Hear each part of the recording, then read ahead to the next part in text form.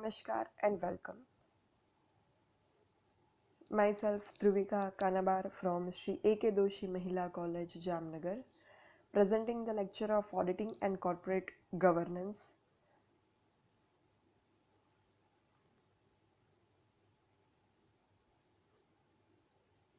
Unit 4 નીતિ શાસ્ત્ર અને corporate governance ethics and corporate governance.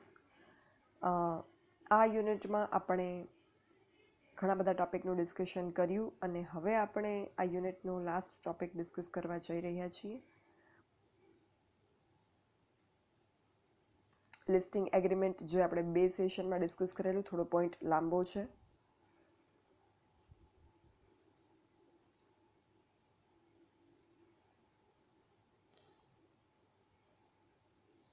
આ ક્વેશ્ચન મેં તમને એક્સપ્લેન કર્યા પછી આ આન્સર જે છે એનો સ્ક્રીનશોટ લેવાનું કહેલું કે જેનાથી તમે આન્સર પ્રિપેર કરી શકો, બિકોઝ તમારી સી જમનાદાસની રેફરન્સ બુકમાં આ આન્સર તમને મળશે નહીં. ક્રેડિટ રેટિંગના લાભો.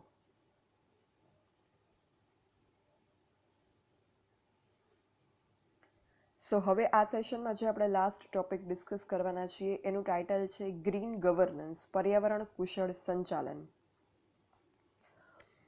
ગવર્નન્સ એટલે શું આપણને હવે ખબર છે.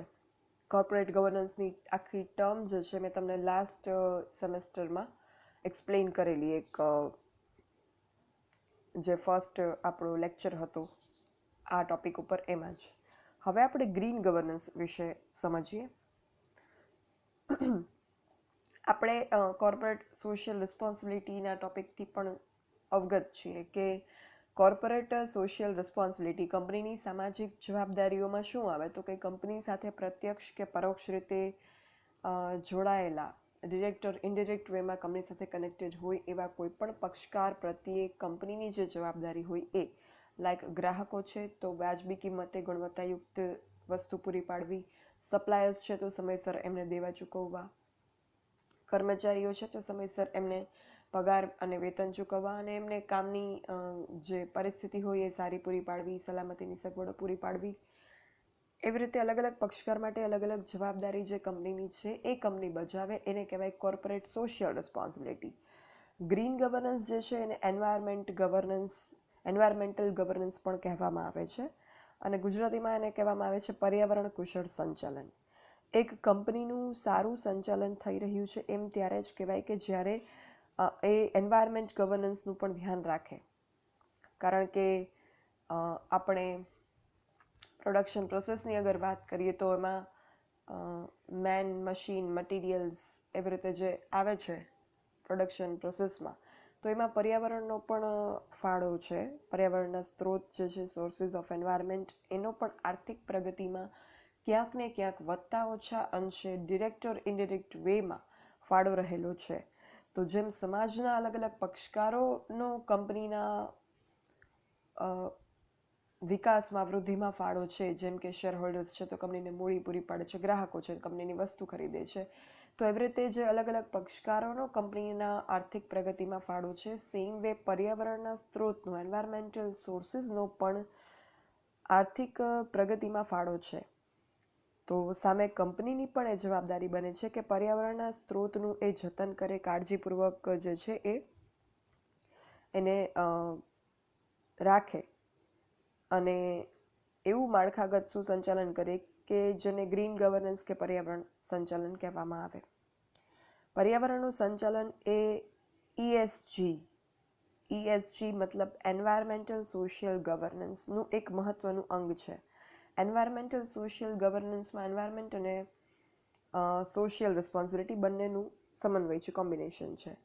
રોકાણકારો અને સંસ્થાકીય લેણદારો જે હોય, ઇન્સ્ટિટ્યુશનલ ક્રેડિટર્સ, એના નાણાં ધીરતા પહેલાં કંપનીનું ESGનું સ્તર કેવું છે એનું મૂલ્યાંકન કરે છે રોકાણકારો કે લેણદારો, કે જેનાથી ખ્યાલ આવે એમને કે કંપનીની એન્વાયરમેન્ટલ અને સોશિયલ રિસ્પોન્સિબિલિટીની ફરજ કંપની કેટલા અંશે અદા કરે છે. અગર એ સેટિસ્ફેક્ટરી લેવલ ઉપર હોય, સ્વીકાર્ય સ્તર પર હોય, એક્સેપ્ટેબલ લેવલ ઉપર હોય, તો જ રોકાણકારો કંપનીમાં રોકાણ કરે, ઇન્વેસ્ટર્સ જે છે ઇન્વેસ્ટ કરે. અને પર્યાવરણના સુસંચાલનનો કંપનીના નૈતિક અને સામાજિક વ્યવહાર સાથે પણ સંબંધ છે. અગર કંપની પર્યાવરણનું સારું સંચાલન કરતી હશે, પર્યાવરણનું જતન કરતી હશે, તો એનો નૈતિક અને સામાજિક વ્યવહાર પણ સારો હશે. જેમ કે નીતિમત્તાના ધોરણોને જાળવી રાખીને કંપની દરેક કાર્યવાહી પોતાની કરે, એ પછી ઉત્પાદન પ્રવૃત્તિ હોય કે માર્કેટિંગ પ્રવૃત્તિ હોય કે પછી દેવા ચૂકવવાની વાત હોય. પર્યાવરણ સુસંચાલનનો માપદંડ જે છે એ નક્કી કરે કે કંપની પર્યાવરણના સ્ત્રોતનો પોતાના માટે કેવી રીતે ઉપયોગ કરે છે. એન્વાયરમેન્ટલ સોર્સિસ છે, પણ એનો મતલબ એવો નથી કે આપણે એનો બેફામ ઉપયોગ કરીએ કે આવનારી પેઢી, નેક્સ્ટ જનરેશન માટે એ બચે જ નહીં. તો એનો ઉપયોગ જે છે એ કરકસરપૂર્વક કરવું, કાળજીપૂર્વક કરવું, પર્યાવરણને નુકસાન ના થાય એવી રીતે કરવું, સાવધાનીપૂર્વક કરવો, બગાડ ન કરવો, કુદરતી સાધન સંપત્તિની રક્ષા કરવી, આ બધી બાબતોનો સમાવેશ થાય પર્યાવરણીય સ્ત્રોતનો ઉપયોગ કરવામાં, કે જેથી આવનારી પેઢી માટે એ જે છે એ બચી રહે અને એનું સંવર્ધન થાય. આ બધી બાબતને ધ્યાનમાં લઈને ઘણા બધા કાયદાઓ પણ બનાવવામાં આવ્યા છે સરકારશ્રી તરફથી. વોટર એક્ટ છે 1974, એર એક્ટ છે 1981, એન્વાયરમેન્ટ એક્ટ છે 1986, ઈ વેસ્ટ મેનેજમેન્ટ રૂલ્સ છે 2016. ઈ વેસ્ટ મેનેજમેન્ટ મતલબ કે ઇલેક્ટ્રોનિક વેસ્ટ જે થાય છે એનું મેનેજમેન્ટ, એ 2016નો સૌથી લેટેસ્ટ કાયદો છે. પછી બાયોડાયવર્સિટી, એ પણ 2016નો છે. તો આ બધા કાયદાઓ પણ સરકારશ્રીએ બનાવેલા છે આ બધી બાબતોને ધ્યાનમાં રાખીને પર્યાવરણના સારા સંચાલન માટે. પછી સામાજિક સુસંચાલન, સોશિયલ ગવર્નન્સનું માપદંડ છે એ શું હોય? જેવી રીતે એન્વાયરમેન્ટલ ગવર્નન્સનું માપદંડ હોય કે કંપની એન્વાયરમેન્ટલ સોર્સિસનો ઉપયોગ કરકસરપૂર્વક કરે, બગાડ ઓછો કરે અને આવનારી પેઢી માટે બચાવી રાખે, એનું સંવર્ધન કરે. એવી રીતે જે સામાજિક સુસંચાલન છે, સોશિયલ ગવર્નન્સ છે, એનો માપદંડ છે કંપનીના વ્યવહારોની આસપાસમાં રહેલા સમાજને કેવી રીતે મદદરૂપ થાય છે અને સુસંચાલન ગવર્નન્સ જે છે એના માપદંડ નક્કી કરે અને કંપનીનું સંચાલન નૈતિક અને આર્થિક રીતે કેવી રીતે કરે. વર્તમાનમાં વાણિજ્યમાં રોકાણકારો અને સંસ્થાકીય લેણદારો કંપનીના ESGના સ્તર પરથી કંપનીના સુસંચાલનની ગુણવત્તા નક્કી કરે છે અને એના આધારે કંપનીને નાણાં ફાળવે છે. તો આ રીતે ગ્રીન ગવર્નન્સ જે છે એમાં ECGનો સમન્વય છે, એન્વાયરમેન્ટલ ગવર્નન્સ અને સોશિયલ ગવર્નન્સ. પર્યાવરણને બને એટલું ઓછું નુકસાન પહોંચાડી અને કંપની પોતાની ઉત્પાદન પ્રવૃત્તિઓ કરે અને પર્યાવરણીય સ્ત્રોતનો ઉપયોગ કરતી વખતે એનું સંવર્ધન કરે, એનો બગાડ અટકાવે અને કરકસરપૂર્વક એનો ઉપયોગ કરે. આ બધી બાબતોને ધ્યાનમાં રાખીને અગર ગ્રીન ગવર્નન્સ કરવામાં આવે, પર્યાવરણ કુશળ સંચાલન કરવામાં આવે, તો કંપનીને રોકાણકારો જે છે એ પણ મળી રહેશે સરળતાથી. હવે આપણે જોઈએ કે પર્યાવરણ સંચાલન જે છે, ગ્રીન ગવર્નન્સ છે, એમાં કંપની કેવા કેવા પરિબળોનું સંચાલન કરે છે એ પારખવામાં આવે છે. તો એમાં સૌપ્રથમ છે ઉર્જાનો ઉપયોગ. આપણે જાણીએ છીએ કે ઉર્જા બે પ્રકારની છે, પુનઃપ્રાપ્ય ઉર્જા સ્ત્રોત અને પુનઃ અપ્રાપ્ય ઉર્જા સ્ત્રોત, રિન્યુએબલ એનર્જી અને નોન રિન્યુએબલ એનર્જી. તો જે પુનઃપ્રાપ્ય ઉર્જા સ્ત્રોત છે એનો આપણે ઉપયોગ કરીએ તો વધારે સારું, કારણ કે એ અગેઇન મળી રહેશે. જેમ કે સૂર્ય, હવા, પાણી, તો એ જે છે એ આપણને મળતા રહે છે, એટલે વિપુલ પ્રમાણમાં ઉપલબ્ધ છે. એનો આપણે વધારે ઉપયોગ કરીશું તો પણ એ ખૂટી નહીં જાય. અને પુનઃ અપ્રાપ્ય ઉર્જા સ્ત્રોત છે, નોન રિન્યુએબલ એનર્જી છે, એનો આપણે અગર ઉપયોગ વિવેકપૂર્વક નહીં કરીએ તો એ ભવિષ્યમાં ખૂટી જશે, આવનારી પેઢી માટે એ વધશે નહીં. તો એનો ઉપયોગ જે છે એ બેફામ ન કરવો જોઈએ. અને બની શકે ત્યાં પુનઃ અપ્રાપ્ય ઉર્જા સ્ત્રોતના સ્થાને અગર પુનઃ પ્રાપ્ય ઉર્જા સ્ત્રોત ઉપયોગ થઈ શકતો હોય તો કરવો જોઈએ. લાઈક પેટ્રોલ છે તો એ પુનઃ અપ્રાપ્ય ઉર્જા સ્ત્રોત છે, આપણે જાણીએ છીએ, તો એનો ઉપયોગ આપણે ઓછો કરવો જોઈએ. એના બદલે આપણે બેટરી બાઇક્સ કે સોલાર બાઇક્સનો ઉપયોગ કરી શકીએ, બિકોઝ સોલાર એનર્જી છે આપણને વિપુલ પ્રમાણમાં ઉપલબ્ધ છે અને પુનઃ પ્રાપ્ય છે. ઇલેક્ટ્રિસિટી માટે પણ આપણે હવે સોલાર પેનલ્સ નખાવીએ છીએ. પાણી ગરમ માટે પણ ગીઝરના સ્થાને, જેમાં ઇલેક્ટ્રિસિટી વપરાય, એના સ્થાને હવે આપણે સોલાર વોટર હીટર જે છે એનો ટ્રેન્ડ વધ્યો છે. તો આ રીતે ઉર્જાનો ઉપયોગ કરતી વખતે આ બાબતને ધ્યાનમાં રાખવી જોઈએ. એના પછી પર્યાવરણની સંભાળ અને રક્ષા, એન્વાયરમેન્ટનું કન્ઝર્વેશન અને પ્રિઝર્વેશન કરવું જોઈએ, સંભાળ કરવી જોઈએ, રક્ષા કરવી જોઈએ, કે જેનાથી પર્યાવરણને બને એટલું નુકસાન ન થાય.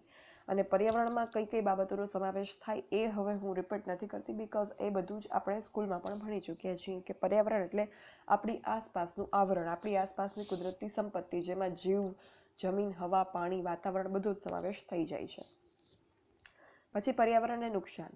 કોઈ પણ કંપની હોય એની મેન્યુફેક્ચરિંગ પ્રોસેસમાં ક્યાંક ને ક્યાંક પર્યાવરણને વધતા ઓછા અંશે નુકસાન થતું હોય છે. તો કંપનીએ એ વસ્તુનું ધ્યાન રાખવું જોઈએ કે બને એટલું ઓછું નુકસાન થાય પર્યાવરણને પોતાની પ્રોડક્શન પ્રોસેસમાંથી. તો આ વસ્તુ જે છે એ પણ કંપનીએ ધ્યાનમાં રાખવાની હોય છે. બગાડનો નિકાલ, વેસ્ટ ડિસ્પોઝલ. કોઈ પણ પ્રોડક્શન પ્રોસેસ કંપની કરે એમાં કંઈક વેસ્ટેજ નીકળતું હોય છે. સોલિડ વેસ્ટ હોય, લિક્વિડ વેસ્ટ હોય, એર વેસ્ટ હોય. તો એ વેસ્ટનો નિકાલ કંપની એવી રીતે કરવો જોઈએ કે જેનાથી આસપાસનું વાતાવરણ ના બગડે, જમીન પ્રદૂષિત ના થાય. એટલે આપણે બાયોગેસ પ્લાન્ટ એવું બધું શીખ્યા છીએ. એ વેસ્ટ ડિસ્પોઝલની એક એન્વાયરમેન્ટલ ફ્રેન્ડલી પ્રોસેસ છે.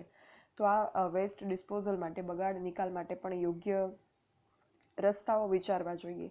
આપણે જોઈએ તો ક્યાંય હોસ્પિટલ હોય રેસિડેન્સ એરિયામાં, તો હોસ્પિટલનું જે કંઈ સોલિડ લિક્વિડ વેસ્ટ હોય એ અગર આસપાસ ઠલવાતો હોય તો આસપાસના એરિયામાં એની અસર થતી હોય છે. તો એ વસ્તુ છે એ પર્યાવરણને એના અસર કરે છે. એટલે માટે જ કારખાનાઓ છે જનરલી રેસિડેન્સ એરિયામાં રાખવાની મંજૂરી નથી અપાતી, બિકોઝ ઓફ ધીસ કે કારખાનાનું વેસ્ટ ડિસ્પોઝલ થાય તો એના કારણે રેસિડેન્સ એરિયાના લોકોને જે છે એ પર્યાવરણ પ્રદૂષિત થાય. પછી પર્યાવરણનું સંચાલન અને તેનો નિકાલ. પ્રદૂષણનું સંચાલન અને તેનો નિકાલ. જે પોલ્યુશન છે તો એ પોલ્યુશનનું નિકાલ કરવો, સંચાલન કરવું. હવે ઘણા બધા કારખાનાઓમાં જે છે એ પોલ્યુશન થતું હોય, ધુવાડો થતો હોય. તો એ જે ધુવાડો છે એના માટે એક ચીમની રાખેલી હોય કે જેમાંથી એ હવામાં જતો રહે ધુવાડો, એમિશન થાય. તો એ જે સ્મોક એમિશન થાય છે એ ચીમની છે, એ ચીમનીનું પણ એક માપ નક્કી કરેલું હોય છે. એ ડિપેન્ડ્સ કે કંપનીનું કેટલો સ્મોક એમિટ થાય છે કંપનીમાંથી, એનું પ્રોડક્શન પ્રોસેસ કઈ ટાઈપની છે એના ઉપરથી. તો એ ચીમનીની જેટલી હાઇટ વધારે એટલું પર્યાવરણને નુકસાન ઓછું, કારણ કે વધારે હાઇટ હશે એટલે સીધો ધુવાડો ઉપરના આવરણમાં જઈ અને ત્યાં જ છે એ એમિટ થઈ જશે. અગર ચીમનીની હાઇટ ઓછી હશે તો એ નીચેના આવરણમાં આવશે અને આપણને જનજીવનને એ પ્રદૂષણની અસર થશે. તો આ બધી બાબતનું પણ ધ્યાનમાં લેવામાં આવતું હોય છે પ્રદૂષણનું સંચાલન કરતી વખતે. પછી છે પ્રાણીઓની સારવાર, સંભાળ અને રક્ષા. પર્યાવરણમાં પ્રાણીઓનો પણ સમાવેશ થાય છે, જીવસૃષ્ટિનો સમાવેશ થાય છે. તો એની સારવાર, સંભાળ, રક્ષા રાખવી એ પણ કંપનીની જવાબદારી છે. પર્યાવરણને નુકસાન ન પહોંચવું, કારણ કે તમે એક પેલું ભણ્યા હશો જીવચક્ર. એ જીવચક્ર શું છે? નાનો જીવ મોટા જીવને ખાય, એનાથી મોટો જીવ એનાથી મોટા જીવને ખાય. એ આખું એક જીવચક્ર છે. તો આ જીવચક્રની અગર એક પણ કડી ખોરવાઈ જશે તો સમગ્ર જીવસૃષ્ટિ જે છે એ ખોરવાઈ જશે. આ ન થાય એના માટે જરૂરી છે કે પર્યાવરણમાં જે પ્રાણી સૃષ્ટિનો સમાવેશ થાય છે એની પણ સારવાર, સંભાળ અને રક્ષા કરવામાં આવે. આ બધા પોઈન્ટ્સને ધ્યાનમાં રાખવામાં આવતા હોય છે. આ બધા પરિબળોનું સંચાલન કંપની કઈ રીતે કરે છે એ પરખવામાં આવતું હોય છે ગ્રીન ગવર્નન્સ અંતર્ગત. હજુ પણ આપણે ગ્રીન ગવર્નન્સમાં આગળ અમુક પોઈન્ટ્સની ચર્ચા કરવાની છે જે આપણે નેક્સ્ટ સેશનમાં કરીશું. Thank you, and for any doubts or queries you can write me on my mail ID dbk.dhruvika@gmail.com. Thank you.